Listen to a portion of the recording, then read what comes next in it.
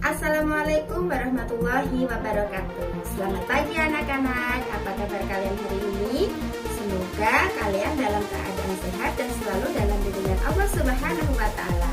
Pada pertemuan pagi hari ini kita akan mempelajari tentang tema 6, kalar dan perpindahannya, subtema 2, pembelajaran kedua. Namun sebelum itu, marilah kita berdoa terlebih dahulu menurut agama dan kepercayaan masing-masing. Berdoa mulai. Selesai. Pada pembelajaran pagi hari ini kita akan membahas tentang konveksi. Adapun tujuan pembelajarannya ialah sebagai berikut. Perhatikan gambar berikut ini. Siti sedang membantu ibu memasak di dapur. Siti bertanya kepada ibu, "Ibu, kenapa air yang ada di dalam panci ketika disiram di atas api secara terus-menerus bisa panas dan mendidih?" tanya Siti. Kemudian ibu menjawab, "Bagus sekali Siti tentang pertanyaanmu kali ini. Kemarin kamu sudah mempelajari tentang perpindahan panas yang tidak menyebabkan perpindahan zat perantaranya. Kali ini kamu bertanya lagi tentang bagaimana air itu bisa mendidih." "Ya Ibu, kemarin aku sudah mempelajari perpindahan panas dengan cara konduksi, di mana perpindahan panas secara konduksi adalah perpindahan panas yang berpindah hanya kalornya saja, bukan zat perantaranya saja, seperti sendok logam yang panas ketika kita pegang saat berada di air yang panas." Nah, anak-anak, apakah setelah melihat gambar dari Siti kalian timbul pertanyaan sama seperti Siti? Bagaimana air bisa mendidih? Bagaimana proses air tersebut bisa mendidih? Apa yang menyebabkan air itu mendidih? Nah, untuk lebih jelasnya, kita lihat perpindahan panas secara konveksi adalah perpindahan panas yang disertai perpindahan zat perantaranya. Perpindahan panas secara konveksi biasanya terjadi pada zat cair dan gas. Untuk memahami bagaimana perpindahan panas secara konveksi, perhatikan gambar berikut ini. Sebagai perumpamaan, perpindahan panas secara konveksi ialah seperti buku yang dipindahkan oleh Udin, di mana Udin sebagai perantaranya dan buku sebagai kalor atau panasnya.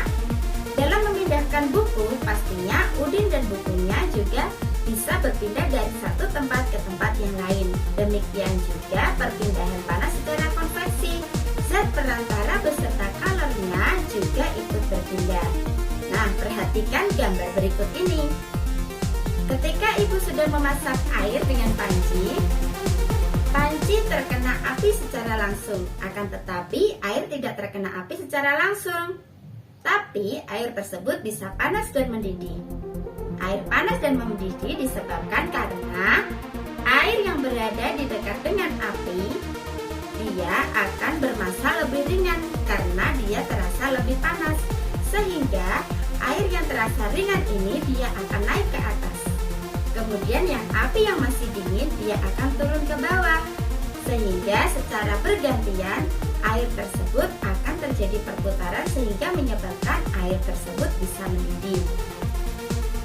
Contoh peristiwa konveksi dalam kehidupan sehari-hari ialah sebagai berikut. 1. Masak air. 2. Angin darat dan angin laut.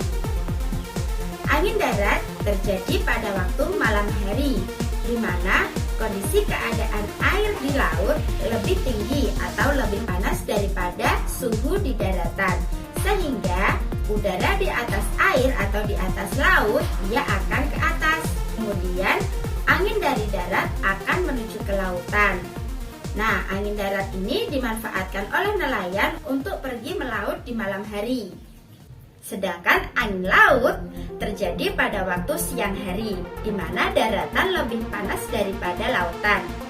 Udara di daratan akan naik sehingga udara di daratan digantikan oleh udara dari lautan. Pemanfaatan angin laut ini dimanfaatkan oleh nelayan untuk kembali ke daratan. Contoh perpindahan panas secara konveksi dalam kehidupan sehari-hari yang lain ialah cerobong asap pabrik. Kemudian ventilasi udara yang ada di rumah kita, di mana ventilasi udara digunakan untuk sirkulasi udara. Untuk lebih jelasnya mengenai perpindahan panas secara konveksi, kita baca paragraf berikut ini. Setelah kita baca dan kita pahami paragraf tersebut, kita tuliskan hal-hal yang penting yang ada dalam bacaan dari paragraf 1, paragraf 2, paragraf 3, dan paragraf keempat pada tabel berikut ini. Setelah memahami teks bacaan yang telah disediakan tadi, kita akan mengadakan praktikum mengenai perpindahan panas secara konveksi. Adapun alat dan bahannya ialah sebagai berikut. Yang pertama, air panas. Yang kedua, plastik kecil. Yang ketiga, karet gelang. Yang keempat, pewarna makanan. Dan yang kelima, es batu. Adapun langkah praktikumnya ialah sebagai berikut. Kalian buat dulu es batu dari air yang telah diberi pewarna. Kemudian kalian taruh ke dalam lemari es ya. Kalau sudah, kita ambil air dalam gelas. Kemudian kita isikan es batu.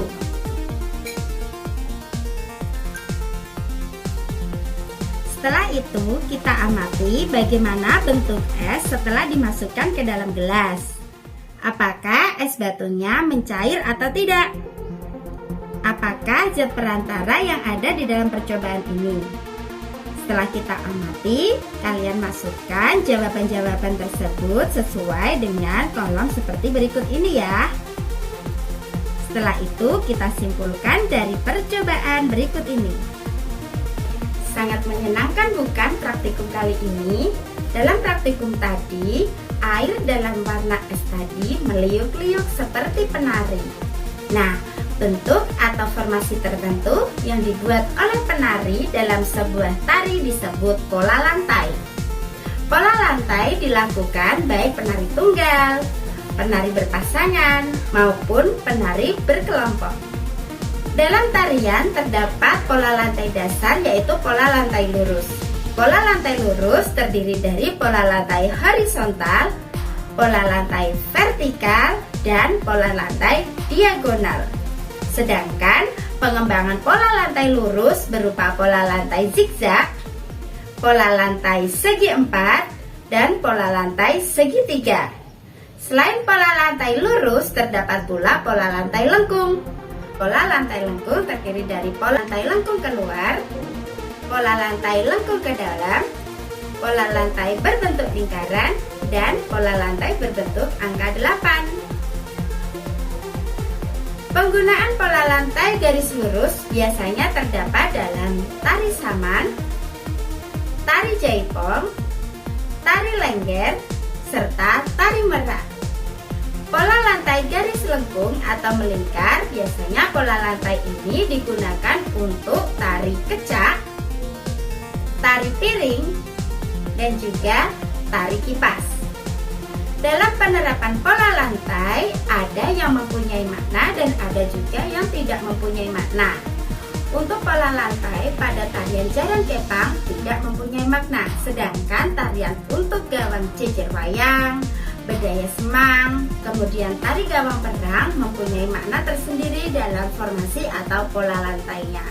Demikian pembelajaran pola lantai. Sungguh menyenangkan bukan? Untuk mengetahui pemahaman kalian mengenai pola lantai, coba kalian kerjakan gambar berikut ini pada buku tugas kalian masing-masing. Kalian tulis bagaimanakah tarian itu bentuk pola lantainya. Kemudian kalian gambarkan pola lantainya yang ada pada gambar berikut ini. Kalian tulis pada buku tugas kalian ya. Apa yang kita dapatkan dari pembelajaran hari ini? Kita dapat menyimpulkan bahwa perpindahan panas secara konveksi ialah perpindahan panas yang disertai perpindahan zat perantaranya. Perpindahan panas secara konveksi terjadi pada benda cair dan benda gas. Contoh perpindahan konveksi dalam kehidupan sehari-hari ialah pada saat merebus air, kemudian peristiwa angin laut, peristiwa angin darat pada kehidupan sehari-hari. Selain itu, kita juga bisa belajar pola lantai dari kegiatan para penari, bahwa pola lantai terdiri dari pola lantai lurus, pola lantai lengkung. Pola lantai terdiri dari pola lantai vertikal, horizontal, dan diagonal. Sedangkan pola lantai lengkung terdiri dari pola lantai lengkung ke depan, lengkung ke belakang, melingkar, dan menyerupai angka 8. Nah, begitulah pembelajaran pada pagi hari ini. Apabila ada yang ingin ditanyakan, bisa kalian tanyakan pada grup kelas ya. Untuk pembelajaran yang akan datang, kita akan mempelajari tentang perpindahan panas secara radiasi pada buku halaman 102 sampai halaman 115. Sebelum pembelajaran kita tutup, marilah kita berdoa terlebih dahulu menurut agama dan kepercayaan masing-masing. Berdoa mulai. Selesai. Demikian pembelajaran pada pagi hari ini, semoga bermanfaat bagi kita semua. Wassalamualaikum warahmatullahi wabarakatuh.